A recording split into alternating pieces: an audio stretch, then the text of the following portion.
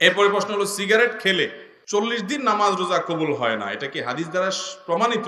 ধূমপানকারীর মুখ থেকে যে দুর্গন্ধ হয়, ধূমপানকারী নিজে যারা আছেন, আমি মাঝে মধ্যে বলি ভাই, নর্দমার কাছে, ড্রেনের কাছে গিয়ে একটু ড্রেনের গন্ধটা শুকে, এরপর নিজের মুখের গন্ধটা শুকে দেখেন যে ওইটার চাইতে আপনার মুখের গন্ধ মারাত্মক।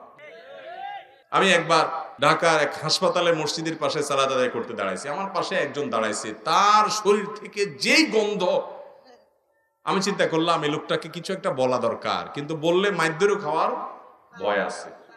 তো আমি তাড়াতাড়ি পকেট থেকে কাগজ কলম নিয়ে বের করে সুন্দর করে লিখলাম, ভাই যেই গন্ধ ভাই আজকে আমি শুকতে হলো, আমার সালাত নষ্ট হওয়ার উপক্রম। কি সালাত আদায় করছি, মনোযোগ পুরাটা আপনার দুর্গন্ধে আমার দখল করে নিয়ে গেছে। তো আল্লাহর রাস্তায় আল্লাহকে ভয় করেন, এটা আর করেন না। এটা লিখে কাগজটা আমি সাইডে রেখে, সে সালাতের মধ্যে আছে এই অবস্থায় আমি তার সামনে রেখে আইজুদ্দৌড় কাইলো দৌড়।